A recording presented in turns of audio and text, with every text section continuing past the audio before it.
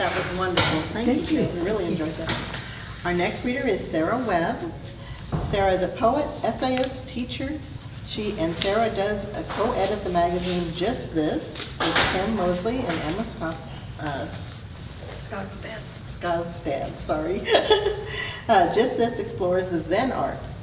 Sarah was a fiction and poetry editor for 12 years for Cross Timbers, the multicultural interdisciplinary journal of the University of Science and Arts of Oklahoma. Sarah has one book here with us today. That's the book Black, and it's over here at the side of the table. And we welcome Sarah here.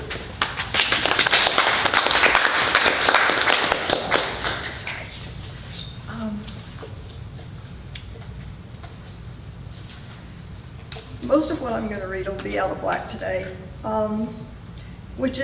it's a book that talks about different sacred traditions, but coming from a Buddhist background, sometimes I notice they sort of morph into a Buddhist outlook, even though they're supposedly Christian, but whatever. So I will read the poem that sets the note for that book, and it's called Black. I followed the image of black and the image of black birds, and then also some things having to do with desert as a way to enter these traditions. And so black, it's light we want, starlight and moonlight, the fall of sun on the growing corn, the way it reveals the gloss of pine needles, the shape of the nose and glisten of the eye, the face of the one we love. Yet light is still a thing. It may be the first thing, but before any god said, "Let there be light," all was black. Not black as the darkness between stars, nor the deep of a cave or startle of a wing. These are just its emblem, its seeming. No, black entire, the root and bed before anything, black, spilling out to make the world. So Buddhists talk about emptiness, but the idea isn't just that this world is all a dream, although that's kind of like half of the story. The other half of the story is the world we see. You know, they're both true. So I have some poems about both. And this one is not from the book, probably be in my next book. It's called This Story. People have been telling this story for years. One woman to another pounding clothes among river rocks. An old man to his grandchild in the shade of a long afternoon. Telling it for so long, it has passed across continents, one hand to the next in a long line that finally reaches ocean, and then ships carry it out of sight of land. It got lost sometimes from city-states, spoken by no one across great plains.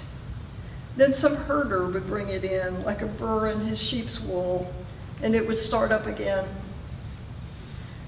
Our faces burn with it when we walk in snow. It lights in us with the match to the candle. Look here to find it, goes the story.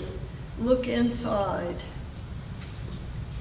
And I kind of feel like, you look at different religious traditions, but there's a lot of things in common, and that is one of them. Okay. And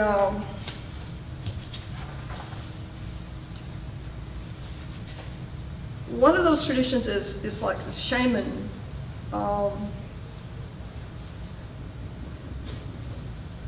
And this is a poem I think of as kind of the shaman approach. It's called Hole. Black is a hole in the day, a bird-shaped hole. It cuts through the snow, steams. When we hear the hawk, har, off through the trees, we know there's a hole there we can put a hand through. If the snow melts enough, a head through. And,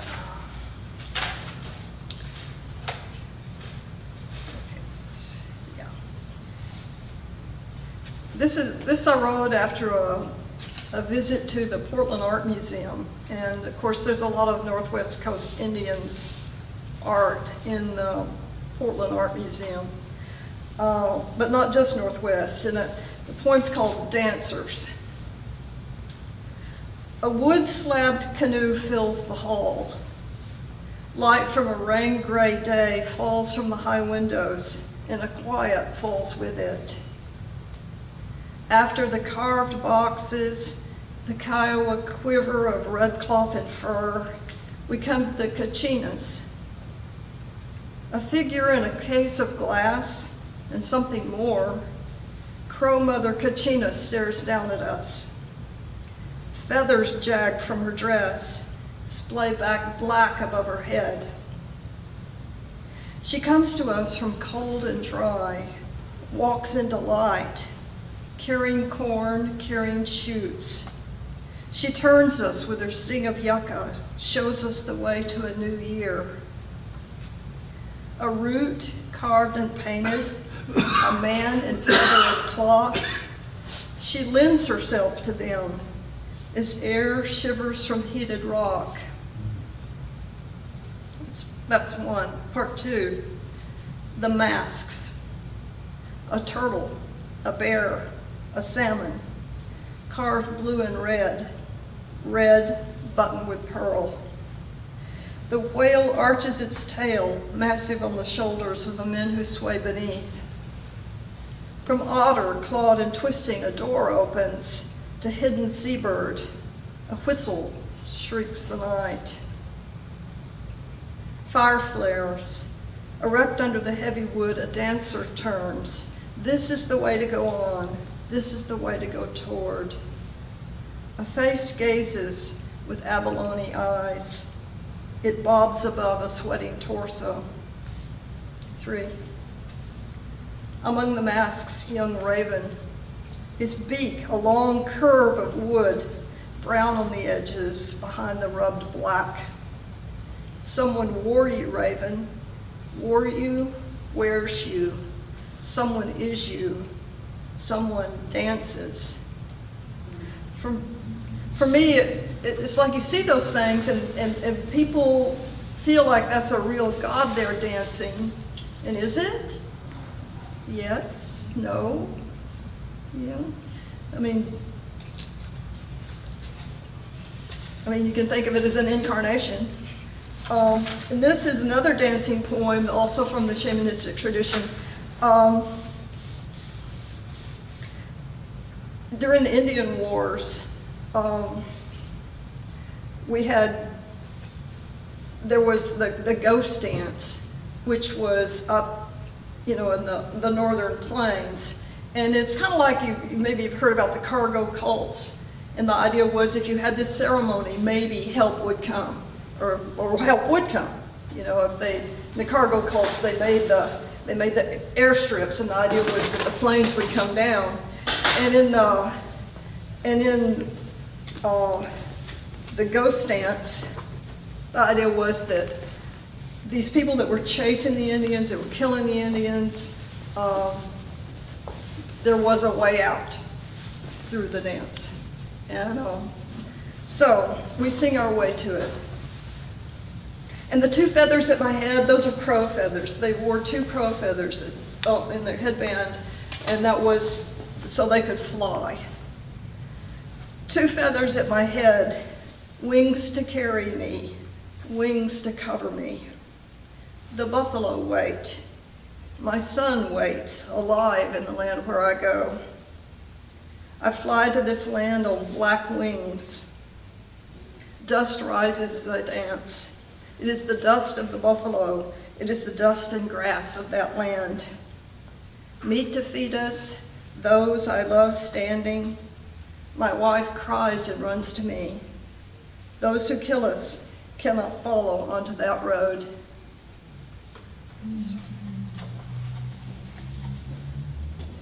And then this is something I think that's in a lot of religious traditions. There's a magazine called Parabola that I really like that combines things from different religions. And they had an issue one time, it was on yearning. And It's in Judaism, it's in Buddhism, it's in Christianity. When Christians talk about the beloved, when the Sufis talk about the beloved, it's all part of that yearning. And that yearning can be like a yearning for a figure, or it can just be like, this is not right, there's something more than this. And so the first one's called Restless. The cars passing, the Cokes, the coffee, the juice, his hand on her shoulder, her hand on his thigh, the song on the radio, the chewing gum as I drive, lawns mowed, edged, raked, clipped fingernails, baths and deodorants, cleanser, mirror spray, furniture wax, 3 layers of clothing, watch, shoes with laces, the ache of clustered objects, voices like static. Even at night, the pillow bunched under the head, the press of sheets, the skin of the arms with their 10,000 cells sensing and dying, shine and shadow, noise and motion, overfull, sand in a wave. And that's one form I think that can take. And this is another form. It's called Farmer Nebula Plow. I think we had it in just this one time. The farmer plows his fields, ryegrass and oat, and beneath him, all the deep of hillside, lies a great whorl, dragon. Plow scratches soil as thin as eggshell, over snail spiral, body of nebula. And the red nebula heart, a sun even the farmer feels. He looks at the day, at the birds startling up from the grass, and longs for what? The earth crumbling away from the plow blade, the way his hand pulls at the reins. It's very close, something he almost knows. Rose fire in his chest, a tremble like earth shifting. He can almost say it.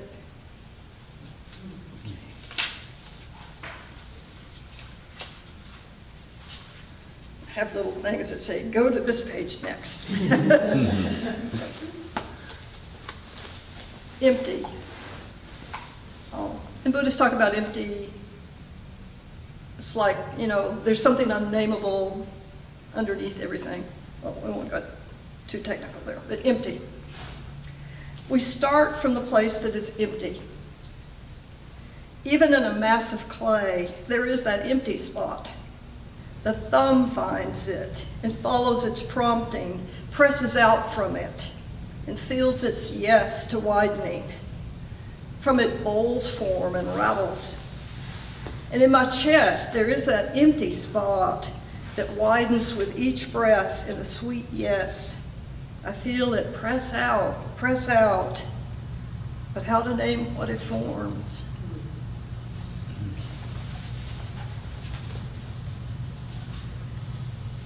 And this is another way at it. It's both the yearning and a feeling, there's a sense of, we're yearning for something, but it's already here. We sort of know it. It's there.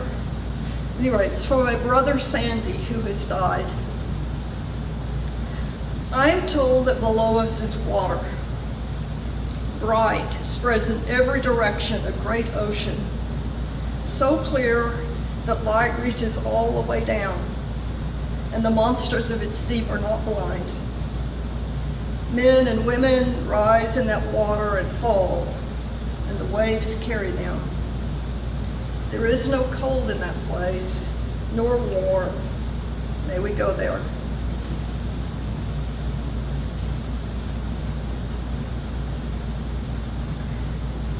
And like I said, this, emptiness is one side, but the other side is fullness in this world, this beautiful world of creation and people and all these lovely things here. And suffering too, but still. And so I wrote this one time when I live on a lake, Lake Buchanan, and I'm sitting there looking at the water. It's called From the Shore. One feather the wind has caught pulls up straight from the heron. I write this line and I look back, the heron is gone. A motorboat heaves a white wake. My back hurts. Tea, faint tannin in the mouth. My mouth has been zipped tight. I feel it relax. Something in the teeth says no. Shadow of a bird across the table. Buzzard hovers close on the wind, disappears past the roof line.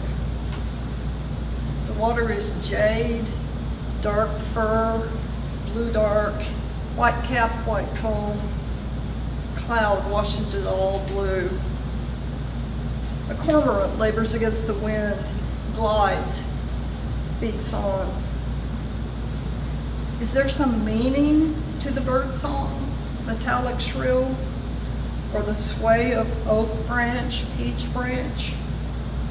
No answer comes, but peach leaves, ash leaves trembling between sun and shadow, crash of waves, vibration of spider line, they answer some sorrow.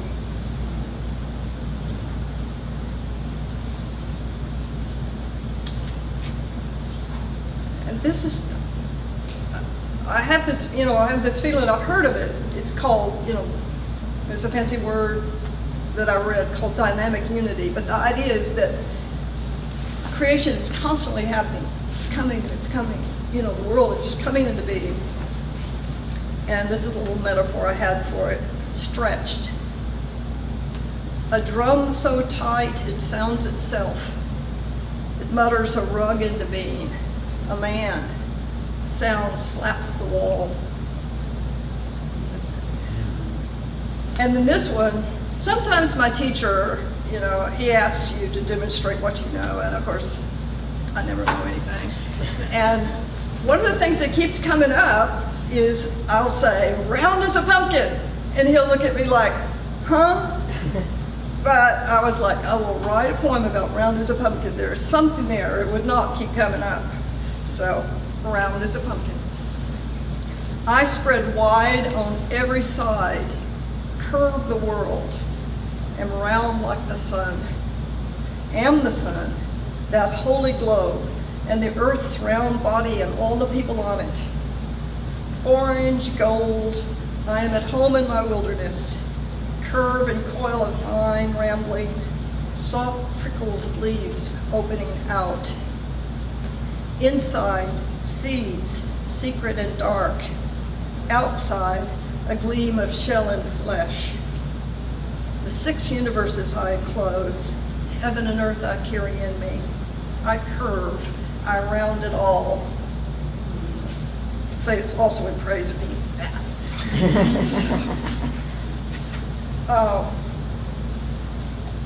This book has some stories that I've read so much that I wasn't going to read them, but I wanted to read one that was story-like. And I feel like that animals and people are part of this rich pouring out, and that we're not so different from the animals in that. And this is called the altruism of birds. Ravens clamor the flock to a hidden feast, hark and hoot to show the way. They share. Oh, I'll stop that for a second. They've done research on ravens, and they actually do share. They actually make a whole bunch of fuss and say, come on, there's some food over here. And they have their reasons, and you can say, well, they're just trying to chase out the person who owns the food or whatever. But people have their reasons too, so I don't see that it's that different. And in the various things in here are legends, or certain cultures say that happens, that a raven will tip a wing to a hunter and say, look, go get that, I'll have some too. And the badger may shelter a boy in his den. That's an old frontier story, that a boy disappeared at the beginning of fall, and they didn't find him till the next day. Supposedly it was written up in the newspaper like as if so, and maybe it was so. You don't know. So, the altruism of birds.